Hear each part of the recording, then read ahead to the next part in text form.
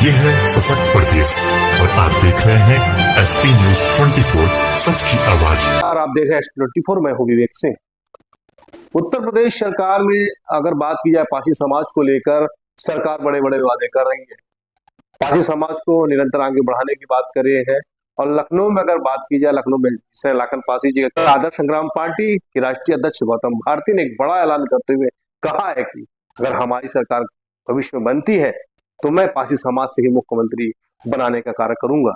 अभी हाल में ही जिस तरह देश के रक्षा पासी समाज परशुराम के पसीने से बना आया हुआ है, तो उसका विरोध भी आदर्श संग्राम पार्टी ने किया था, जिसका बाद में उन्होंने जवाब भी दिया है आदर्श संग्राम पार्टी के राष्ट्रीय अध्यक्ष गौतम भारती को। इन्हीं खास मुद्दों को लेकर बात करते हैं कि पासी समाज जो एक क्रांतिकारी और वीर योद्धा रहा है, लाखन पासी एक बड़े योद्धा रहे हैं, बहुत से युद्ध जीते हैं। आज लखनऊ की नगरी का देखा जाए तो कहीं ना कहीं लाखन पासी के नाम से ही जानी जाती है। और आए दिन कहीं ना कहीं लाखन पासी के नाम पर एक जिला जो बना लखनऊ जिला, उसको बदलने के लिए भी कहीं ना कहीं कई पार्टियां रही जो इसको लक्ष्मण नगरी के नाम से जाना चाहने की कोशिश कर रहे हैं, मगर लाखन पासी है, लाखन पासी के नाम से ही ये जिला रहेगा। इन्हीं खास मुद्दों के लिए हम बात करते हैं पासी समाज के लिए, क्योंकि लगातार अगर भारतीय समाज के निरंतर कार्य के लिए हाल में उन्नौर में एक बड़ी जनसभा किया था, जहां पे हजारों की संख्या में पासी समाज के लोगों को एकत्रित कर अपनी पार्टियों की विचारधारा को लेकर बात कही थी।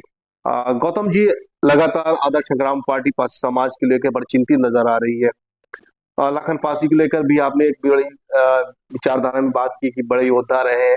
अभी हाल में ही राजनाथ जी ने भी एक परशुराम के पसीने से निकले हुए पासी है, मगर उसका बाद में जब आपके पास क्या कुछ आया है और आप किस तरह देखते हैं, क्योंकि आपने मुख्यमंत्री तक बनाने की बात कही थी। बिल्कुल, उत्तर प्रदेश में सभी समाज को नेतृत्व मिला है। उत्तर प्रदेश ने सबको मौका दिया है, उत्तर प्रदेश की जनता ने सबको मैंडेट दिया है। एक ऐसा वर्ग जो योद्धा वर्ग रहा, जिसने कभी मुगलों की गुलामी स्वीकार नहीं करी, कभी मुगलों के आगे हारा नहीं। एक ऐसा समाज जिसने उत्तर प्रदेश सहित पूरे भारत में सनातन धर्म की या देश के लोगों की रक्षा का बेड़ा उठाया। फिर अंग्रेजों के आने के बाद उनका पतन चालू हुआ और धीरे धीरे करके उनको उस हालत में पहुंचा दिया है कि आज उनको शूद्र की श्रेणी में ला दिया है। पर सोचिए, जिनके वंशज राजा हुआ करते थे, आज उन्हें एक प्रदेश का राजा बनने का मौका नहीं मिल रहा है। तो उत्तर प्रदेश ने सबको मौका दिया है। तो इस बार मेरा मानना है कि पासी समाज एक बहुत जागरूक और बहुत बड़ा समाज है।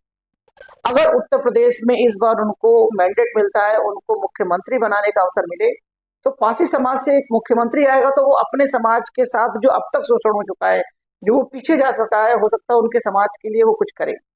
क्योंकि हर एक समय के मुख्यमंत्री ने पूरे प्रदेश के साथ तो करा ही करा है बेहतर, साथ में अपने समाज के लिए भी करता है मुख्यमंत्री।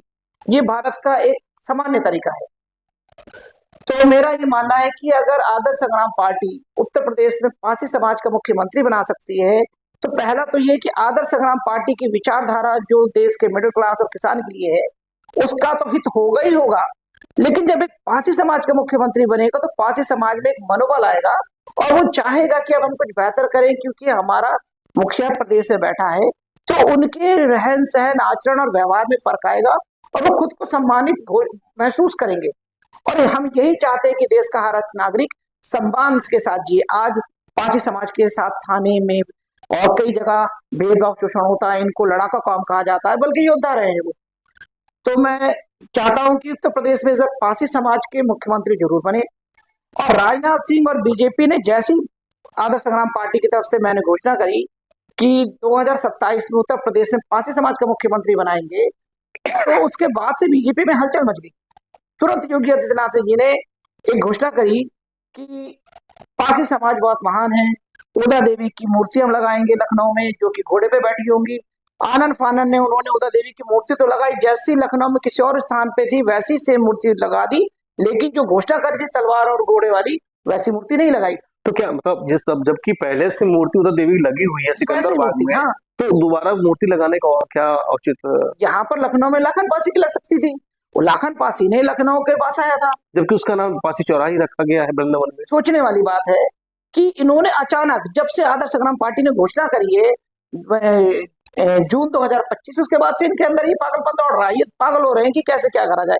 लेकिन आप समझिए, कि उसी समय राजनाथ सिंह घोषणा करते हैं कि पारसी समाज जो है वो परशुराम के पसीने से हुआ है। ये बताइए कि दलित समाज, शूद्र समाज हमेशा पसीने से, कहीं पे नखून से, कहीं घुटने से, ये सब पैदा कब तक होता रहेगा। तो इस पे मैंने घोर विरोध करते हुए एक मैंने अपना स्टेटमेंट जारी करा, जिसमें राजनाथ सिंह जी से मैंने कहा कि आप माफी मांगो पारसी समाज से कि आपने ये कैसे कहा। पारसी समाज उस समाज से आता है, उस वर्ग से आता है जिसने विष्णु अवतार का एक अवतार, बड़ा अवतार को पालन पोषण करता है, वो उनको पाला है, उनको अपने साथ रखा है। और उस समाज को आप ये नहीं कह पा रहे कि वरा अवतार, विष्णु जी के वरा अवतार को पालने वाला वर्ग है ये, और बहुत महान वर्ग है, योद्धा वर्ग है। आप वो कहने की जगह आप परशुराम का पसीना कहते। लेकिन इस स्टेटमेंट का असर ये हुआ कि राजनाथ सिंह ने, अब कुछ दिन पहले उनका स्टेटमेंट आता है कि पासी समाज का अर्थ होता है, पासी का अर्थ होता है पा से पकड़, और सी का मतलब तलवार, यानी कि तलवार पकड़ने वाला पासी समाज। तो असर तो होता है हमारी बात का, लेकिन ये छुपा रहे हैं, ये पारसी समाज को नेतृत्व नहीं देंगे, केवल वोट बैंक बनाएंगे। आदर्श संग्राम पार्टी, मैं दावा करता हूं अब तक जितनी भी पार्टियां हैं, किसी ने खुल के घोषणा नहीं करी। सबसे पहले घोषणा करने वाली उत्तर प्रदेश में आदर्श संग्राम पार्टी है, जिसने घोषणा करी है कि पारसी समाज के मुख्यमंत्री बनाएंगे। और हम सभी जनताओं से, उत्तर प्रदेश के हर नागरिक से, SC ST OBC मुस्लिम सिख ईसाई सबसे निवेदन करते हैं कि आप इस बार आदर्श संग्राम पार्टी को वोट दे, ताकि पारसी समाज का मुख्यमंत्री बनाकर इस समाज को भी मौका दे। और आदर्श संग्राम पार्टी भारत के अन्य राज्यों में भी अलग अलग वर्ग से मुख्यमंत्री बनाएगी। हम मेहनत कर रहे हैं, हमारे साथ लाखों लोग जुड़ रहे हैं, और जनता, मीडिया और शासन का सहयोग रहा, और पारसी समाज का सहयोग रहा, तो हम उत्तर प्रदेश में इस बार पारसी समाज का मुख्यमंत्री बनाएंगे। गौतम जी, एक चीज और है क्या, आदर्श संग्राम पार्टी पारसी समाज की, क्योंकि आज की जनरेशन है, जो पहले की जनरेशन रही, जो आज की जनरेशन है, उन विचारधाराओं को कैसे पहुंचाने का कार्य करे। क्योंकि पारसी समाज, जिससे आपने बताया, लड़ाकू तो रहा ही है, और कहीं ना कहीं पुराने इतिहासों में भी दिखाया गया है, लड़ाकू और पारसी समाज रहा है, हर जगह युद्ध में पहले आगे कूदता रहा है। तो अपनी पार्टी की तरफ से ऐसे विचारधाराओं को कैसे पहुंचाएंगे कि ताकि पारसी समाज के लोग जान सके कि हमारे हित के लिए भी कोई पार्टी अब काम कर रही है, और हम जताना चाहिए, ताकि हमारे जो नौ युवक हैं, क्योंकि आप मध्य वर्ग की पार्टी लोगों को उठाना चाहते हैं, ताकि वो पारसी समाज भी आपके साथ जुड़ जाए और उन विचारधाराओं को आपके साथ जुड़े। जी, जैसा कि आप सब जानते हैं, भारत के नागरिक, और आप कहीं पे भी जाएंगे सोशल मीडिया पे, आदर्श संग्राम पार्टी का मूवमेंट ही मिडिल क्लास के लिए हुआ है कि मिडिल क्लास वर्ग को आगे बढ़ाना है। इस मूवमेंट पे ही पार्टी चली कि किसान और मिडिल क्लास। और जब लगातार हम काम करते करते जब हमने देखा कि उत्तर प्रदेश का सर्वेक्षण करा, पता करा, तो जानकारी हुई कि भाई एक बहुत बड़ा वर्ग है जो शोषण का शिकार है। इसमें युवा पढ़े लिखे, और पारसी समाज आज ये कहता है कि हमें आरक्षण से ज्यादा हमें सम्मान चाहिए। जब उनके लीडर्स ने आके हमसे कहा कि हम सम्मान चाहते, हमें सम्मान नहीं दिया जाता, हम सबके लिए करते, सम्मान नहीं मिलता। खेती भी कर रहे हैं, बिजनेस भी कर रहे हैं, नौकरी भी कर रहे हैं, लेकिन पुलिस के द्वारा दुर्व्यवहार करा जाता हमारे साथ। तो हमने कहा इस बार अपना मुख्यमंत्री बना लीजिए, आइए मैदान में। आप अपनी पहचान भी छोड़िए, क्योंकि आपकी आबादी उत्तर प्रदेश में कम नहीं, बहुत बड़ी आबादी है। आप आइए, अपना सिंहासन संभालिए। और सबसे बड़ी बात है कि पारसी समाज का हर वर्ग आज हमसे जुड़ चुका है, युवा वर्ग, तमाम संगठन जुड़ चुके, क्योंकि उन्होंने जान लिया है किसी भी राजनीतिक दल के अंदर ये हिम्मत नहीं है कि वो ये कह सके कि इस समाज के व्यक्ति को मैं मुख्यमंत्री बनाऊंगा। वो छुपा के रखता है, वही छुपा के रखता है कि हम सभी जनता का वोट बटोर ले और फिर किसी को भी मुख्यमंत्री बनाते। बीजेपी ऐसी करती है, तमाम पार्टियां ऐसी करती हैं।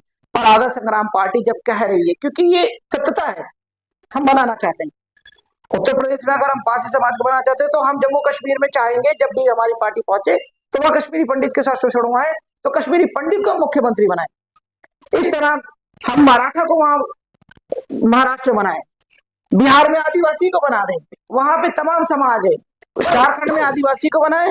और तो इस तरह से जहां के समाज का एक बड़ा वर्ग समाज को पालन पोषण करने में, उस राज्य के पालन पोषण करने में अपना हक अदा करता है, क्या उसका हक नहीं है? अगर पारसी समाज अपने उत्तर प्रदेश के पालन पोषण में अपना हक अदा कर रहा है, किस तरह? खेती करके, सेवा देकर उस समाज को मौका मिलना चाहिए। और सभी समाज के लोग मेरे इस बात से सहमत होंगे। और इस बार उत्तर प्रदेश में पारसी समाज का लीडर लाने से मेरे हिसाब से चाहे तो बीजेपी भी घोषणा कर सकती है, कांग्रेस भी घोषणा कर सकती है, तमाम राजनीतिक दल है जो पारसी समाज का मुख्यमंत्री बनाने की घोषणा करेगी, हम उसके साथ उसके पीछे चलने को तैयार हैं। जरूरी नहीं कि आदर्श संग्राम पार्टी बनाए, जो भी पार्टी पारसी समाज का मुख्यमंत्री बनाएगी, आदर्श संग्राम पार्टी अपने पूरे संगठन के साथ उसके पीछे चलेगी। पर शर्त यही है कि जो वादा है वो लिखित होना चाहिए, मुकरना नहीं चाहिए।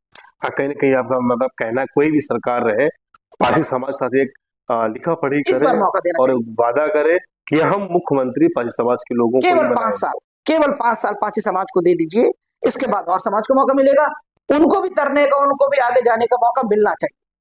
लास्ट में गौतम जी एक चीज और है, पारसी समाज के लिए क्या कुछ संदेश रहेगा, क्योंकि आगामी विधानसभा चुनाव नजदीकी है और ग्राम प्रधानी का चुनाव सबसे पहले लगा पड़ा है, मगर अब तो ये भी सोचना है शायद प्रधानी का चुनाव हो सकता है कि विधानसभा चुनाव के बाद।